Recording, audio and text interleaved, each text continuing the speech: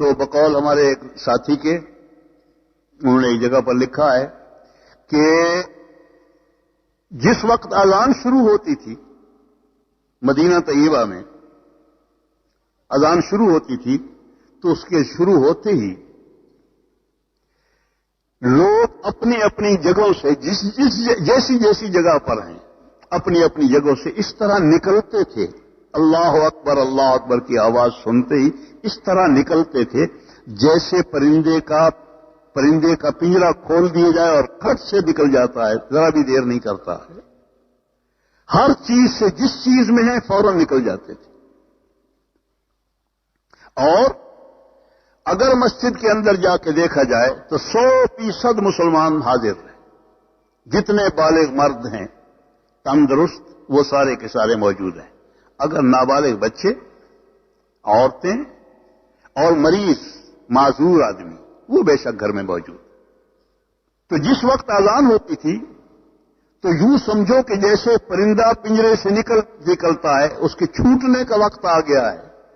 یہ نہیں کہ بھائی ہو گیا وقت جانا پڑے گا، یوں نہیں، بلکہ خوشی کے ساتھ جیسے پرندہ بھاگتا ہے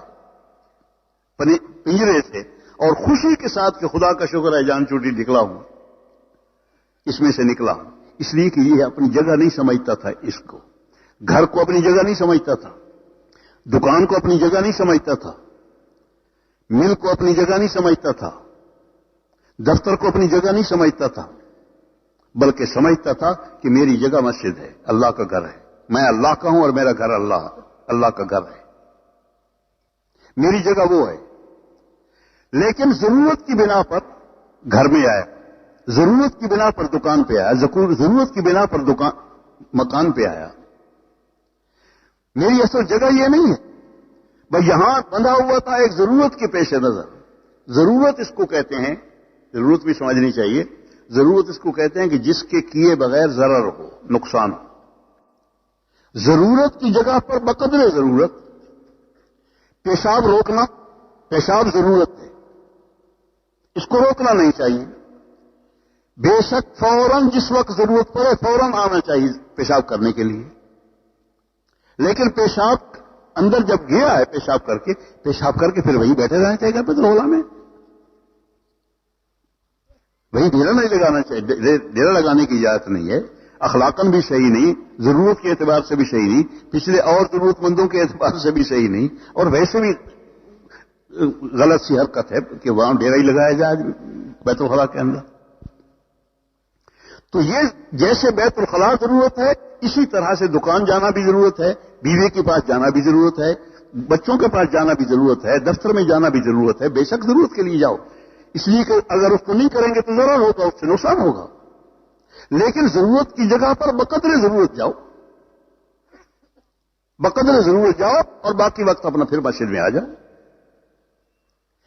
دن میں 5 مرتبہ ہر چیز کو چھوڑو، میں کہہ رہا تھا کہ یہ بھی ایمان کا امتحان ہے، جب ایمان ہوتا ہے تو بہت آسان ہے، اور ایمان نہ ہو تو پھر مشکل ہوتا ہے۔ جس سے محبت ہو تعلق ہو، اگر وہ دن میں 10 دفعہ بلائے تو جانا آسان، 10 کی بجائے جب 11 جس دن 11 دفعہ بلائے اس میں اور زیادہ خوشی ہوتی ہے، اور جس دن 15 دفعہ بلایا اور زیادہ خوشی ہوتی ہے جس سے تعلق ہو۔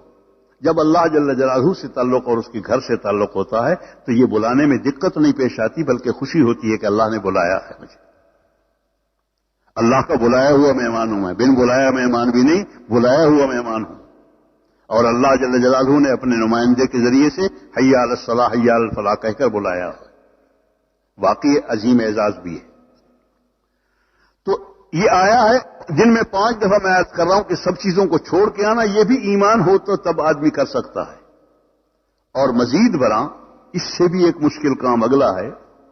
کہ سب چیزوں کو نہیں چھوڑنا ہے بلکہ سب چیزوں کا خیال بھی چھوڑنا ہے۔ جب تک سب چیزوں کا خیال نہیں چھوڑے گا اتنے تک نماز کامل نہیں ہوتی۔ بقول مولانا یوسف رحمۃ اللہ علیہ کے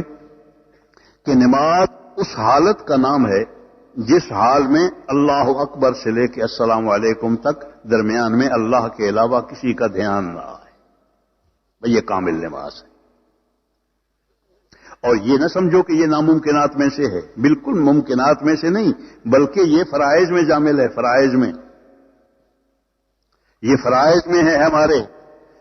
حضور صلی اللہ علیہ وسلم نے جس نماز کے تذکرے کیے وہ اسی خشوع خضوع اور توجہ اللہ والی نماز ہے. اسی نماز پر سارے اجور ہیں، اسی نماز پر ساری اللہ کی مددیں ہیں، اسی نماز پر اللہ کے سامنے دعائیں قبول ہوتی ہیں، اور اسی نماز کی 2 رکعت صلاۃ الحاجہ پر فیصلے کروائے جاتے ہیں اللہ جل جلالہ کے. سب چیزوں کو چھوڑو اور سب چیزوں کا خیال بھی چھوڑو. سب چیزوں کا خیال چھوڑنا یہ اس سے بھی زیادہ مشکل کام ہے، اس کو سیکھنا پڑتا ہے.